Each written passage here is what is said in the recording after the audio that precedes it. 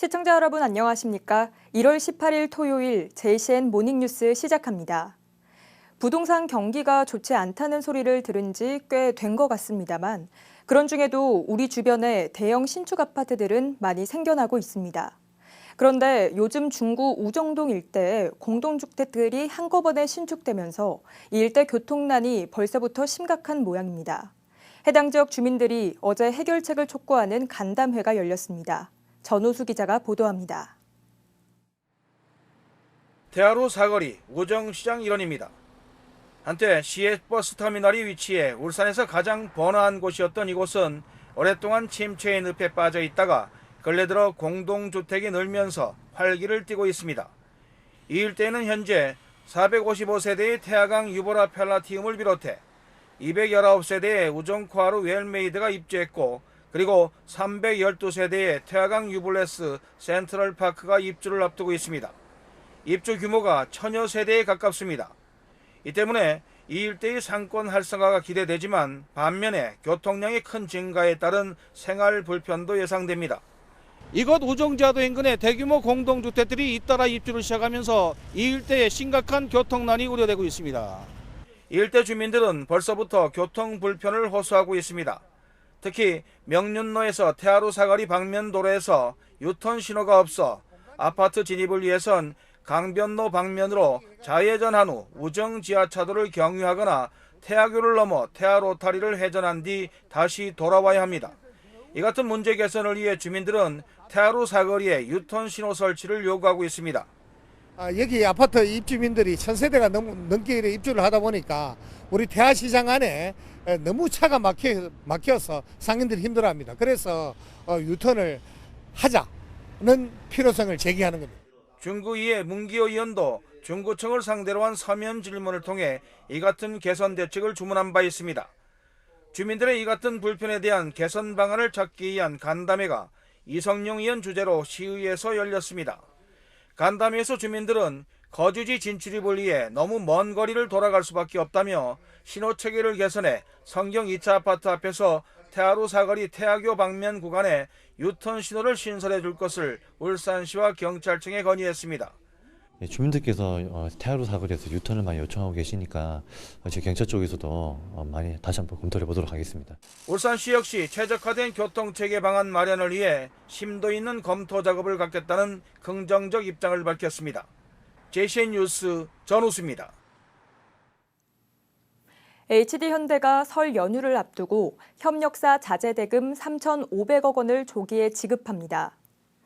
대상은 HD현대중공업을 포함한 조선부문 3사와 HD현대건설기계, HD현대일렉트릭 등 계열사의 부품과 원자재 등을 납부하는 2,800여 개 협력사로 정기 지급일보다 최대 2주 앞당겨 전액 현금으로 지급될 예정입니다.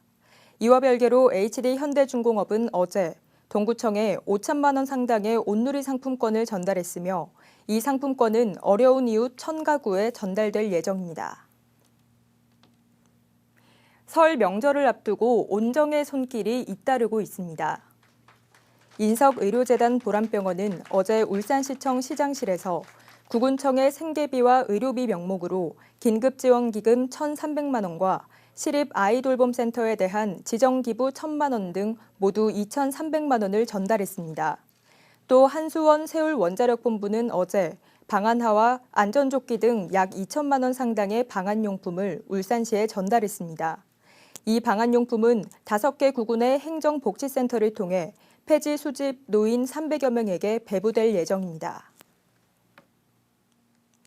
울산시가 시정 정책의 내실화와 효율성을 위해 의료 분야 특별보좌관으로 울산 감염병 관리지원단 단장을 역임한 안종준 씨를 그리고 재정 분야 특별보좌관으로 경남은행 울산영업본부장을 역임한 이상봉 씨를 위촉했습니다. 울산시는 이들이 지역 주요 현안에 대한 정책 방향 제시와 일반 주민들의 시정 참여 촉진 등 울산시 발전에 견인차 역할을 할 것으로 기대하고 있습니다. 이들은 어제부터 오는 2027년 1월 16일까지 2년간 정책특별보좌관으로 활동하게 됩니다. 지난해 울산 수출이 석유 제품과 선박 수출 등의 부진으로 2년 연속 감소했습니다. 울산세관에 따르면 지난해 울산 수출액은 874억 4천만 달러로 전년 대비 2.8% 감소했습니다. 품목별로는 자동차 수출이 북미 시장의 선전으로 전년 대비 2.2% 증가했지만 석유 제품과 화학 제품은 수출 단가 등의 하락으로 감소했고 선박도 LNG선 등 고부가 가치 선박의 수출 감소로 11.3% 감소했습니다. 반면 수입은 665억 2천만 달러로 전년 대비 0.5% 증가했습니다. 미국 트럼프 행정부 2기 출범 등 대외 불확실성이 커지는 가운데 수출 중소기업들을 지원하는 설명회가 열립니다. 울산 중소벤처기업청은 오는 21일 울산 롯데시티 호텔에서 울산시와 무역보험공사, 코트라 등 7개 기관이 참여하는 수출 지원기관 합동 시책 설명회를 마련합니다. 이 자리에서는 중소벤처기업부의 수출 지원 사업 주요 정책 방향을 소개하고 고환율에 따른 환리스크 관리 방법 특강과 수출 바우처 사업 등에 대한 안내는 물론 기업들의 애로사항도 접수해 대책을 찾을 예정입니다. 고려아연이 보유한 황산 니켈 관련 제조 기술이 국가 전략기술 대상에 포함됐습니다. 황산 니켈 제조 기술은 2차 전지의 핵심 소재인 양극재용 금속 화학물을 만들어내는 고려아연의 독보적 기술로 중국 의존도를 낮추고 2차 전지 공급망 경쟁력을 확보할 기반을 마련했다는 평가를 받습니다. 국가 전략기술 지정에 따라 고려아연은 정부로부터 세액 공제 등 혜택을 받을 수 있게 되며 고려아연 측은 5천억 원 넘게 투자한 올인원 니켈 재련소가 본격 가동되는 오는 2026년부터 8억 원에서 900억 원 안팎의 비용 절감 효과를 거둘 수 있을 것으로 기대하고 있습니다. 울산시는 층간소음 갈등 예방과 아이 키우기 좋은 양육 환경 조성을 위해 층간소음 저감 매트 지원 사업을 실시한다고 밝혔습니다. 지원 대상은 아파트와 다세대 주택 등 공동주택에 거주하는 2자녀 이상의 다자녀 가구이며 세대당 공사비는 70%, 최대 70만 원까지 지원합니다. 접수는 추후 공고 등 절차를 거쳐 3월쯤 실시할 예정입니다.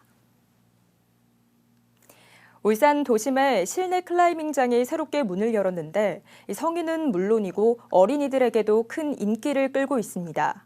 시범 운영 기간인데도 불구하고 평일 낮 시간에까지 이용객들이 몰릴 정도입니다. 라경훈 기자가 현장을 다녀왔습니다. 높이 솟은 인공암벽을 향해 발을 조심스럽게 내딛고 팔을 뻗어 작은 홀드를 잡습니다. 발을 헛디뎌 떨어지지만 힘을 내 다시 오르기를 반복합니다. 울산 도심 속 새롭게 문을 연 높이 4.5m의 클라이밍장. 정식 운영 전 시범 운영 기간인데도 불구하고 평일 낮 시간대에도 이용객들로 북적입니다. 클라이밍을 했을 때 뿌듯하고 기분도 좋고 상쾌해요. 실패할 때 좀 더 계속 하고 싶어요. 좀 더 도전하고 싶어요. 예전부터 클라이밍에 관심이 좀 있었고 좀 해보고 싶어가지고 해봤어요. 와보니까 힘들기도 한데 재밌기도 해서 꿈도 잘하면 바뀔 수도 있을 것 같아요. 저는 클라이밍 선수가 꿈으로 바뀌었어요. 시범 운영 기간 하루 평균 방문객은 많게는 100명. 울산의 공공체육시설 클라이밍장 3곳 가운데 유일한 실내 공간으로 추운 날씨에도 부담 없이 즐길 수 있어 큰 인기를 끌고 있습니다. 클라이밍장은 초급과 중급, 고급 코스로 나뉘어 있어 초보부터 선수까지 누구나 쉽게 이용이 가능합니다. 다음 달 정식 운영이 시작되면 일반인을 위한 교육과정도 진행돼 초보자도 부담 없이 도전할 수 있습니다.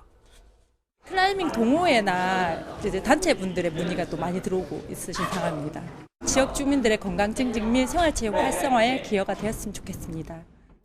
전국 최대 규모의 영남 알프스 국제 클라이밍장에 이어 도심 속 클라이밍장이 큰 인기를 끌면서 지금 울산에는 클라이밍 열풍이 불고 있습니다. 멀게만 느껴졌던 스포츠 클라이밍. 이제는 도심 속에서 누구나 쉽게 도전할 수 있는 생활 스포츠로 자리 잡고 있습니다. JCN 뉴스 라경훈입니다.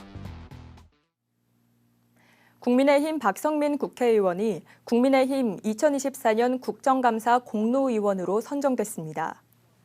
박 의원이 이번 공로의원 선정은 지난해 국정감사에서 국회 산업통상자원 중소벤처기업위원회 여당 간사로 대왕고래 프로젝트와 체코 원전수주 등 국책사업과 관련된 가짜뉴스의 문제점을 지적하는 한편 고려아연의 핵심 기술이 해외로 유출되는 것을 막기 위한 국가 핵심 기술 지정 촉구 등이 좋은 평가를 받았습니다. 박성민 의원은 국회 산자중기위는 상임위 중에서 가장 많은 피감기관에 대한 국정감사를 진행해야 하는 만큼 무거운 책임감을 갖고 감사에 임했다면서 앞으로도 산업발전과 민생경제를 위한 제도 개선에 최선을 다하겠다고 말했습니다. 울산시는 지난해에 이어 올해도 지명정비 연구용역을 추진합니다. 지명정비 연구용역은 지역의 정체성 강화와 지명정보 표준화를 위해 울산연구원의 울산역사연구소가 지난해부터 내년까지 3년간 2억 3,500만 원을 투입해 추진 중입니다. 올해는 언양읍과 삼남읍 등 울주군 6개 읍면지역을 대상으로 국가기본도에 사용되고 있으나 공식 지명으로 등록되지 않은 지명과 도시개발과 토지이용 현황 변동을 반영하지 못한 지명, 그리고 고시는 됐지만 정확한 위치 정보나 유래가 없는 지명 등을 정비하게 됩니다. 울산역사연구소는 지난 한 해 동안 중구와 남구, 동구와 북구 지역 1,334건의 지명 정비를 마쳤습니다. 울산시는 체류 중심 외래 관광객 유치를 위해 국내외 관광객 유치 인센티브 지원 제도를 강화한다고 밝혔습니다. 올해는 특히 KTX 이음과 ITX 마음 울산 정차에 따라 철도 항공비 부문에 대한 지원을 강화하기로 하고 지난해 관광객 1인당 만원 지원에서 올해부터 최대 2만 원으로 지원금을 상향했으며 숙박비와 버스비 중복 지원도 가능하도록 조정했습니다. 울산시는 이를 위해 기존보다 1억 원 증액된 7억 원의 예산을 확보하고 경쟁력 있는 지원을 통한 맞춤형 여행 상품 개발을 유도한다는 계획입니다. 울산시교육청이 오는 20일부터 24일까지 유니스트에서 제2회 겨울방학 인공지능팀 프로젝트 슈퍼컴퓨팅 청소년 캠프를 개최합니다. 유니스트와 한국과학기술정보원이 공동 주최하는 이번 캠프는 미래 첨단 과학기술 인재 발굴과 육성을 목표로 지역 내 고등학생 90명을 대상으로 진행됩니다. 학생들은 캠프 기간 슈퍼컴퓨팅의 이론적 기초부터 활용 방법까지 체계적으로 배우게 되며 최신 인공지능 기술을 직접 체험하는 기회도 주어질 예정입니다. 공탁금 48억 원을 빼돌려 징역 13년을 선고받은 전 법원 공무원이 경매배당금 수억 원을 횡령한 혐의로 또 징역형을 선고받았습니다. 부산지방법원은 특정 경제범죄 가중처벌법상 횡령 등의 혐의로 기소된 40대 A씨에게 징역 4년을 선고했습니다. A씨는 지난 2020년 6월부터 6개월 동안 울산지방법원에서 부동산 경매를 담당하면서 모두 8차례에 걸쳐 경매배당금 7억 8천여만 원을 횡령한 혐의로 재판에 넘겨졌습니다. 앞서 A씨는 2022년 말부터 1년여간 부산지법 공탁계에서 근무하면서 50여 차례에 걸쳐 공탁금 48억 원을 횡령해 1심에서 징역 13년을 선고받고 현재 항소심 재판을 받고 있습니다. 울산시는 2024년 한 해 동안 계약심사 운영을 통해 135억 원의 예산을 절감한 것으로 나타났습니다. 울산시는 지난 한 해 동안 총 625건 3,800억 원 규모의 계약에 대해 심사를 벌인 결과 공사와 관련해서는 146건에 93억 원을, 용역과 물품 등에서는 173건에 42억 원을 절감하는 등 총 319건에서 심사 요청액 대비 약 3.5%인 135억 원을 절감하는 성과를 거뒀다고 밝혔습니다. 한편 울산시는 올해 발주부서 담당자들의 계약심사 업무에 대한 이해도를 높이고 전문성 강화를 위해 계약심사 사례집을 발간하고 업무 연찬회 등을 개최할 예정입니다. 울주군이 울주형 지역산업 맞춤형 전문인력 육성 사업에 민간 위탁 사업자를 공개 모집합니다. 이번 사업은 예산 4억 5천만 원을 투입해 미취업자와 퇴직자, 창업 희망자에게 역량 강화 교육과 취업 연계 고용 서비스를 지원하는 사업입니다. 울주군은 다음 달 3일부터 4일간 지역 내 비영리 법인과 단체를 대상으로 교육과 훈련, 취업 연계 등을 전담할 전문기관을 모집하며 다음 달 20일 수탁기관을 최종 선정할 계획입니다. JCN 모닝뉴스를 마칩니다. 함께해 주신 여러분 고맙습니다.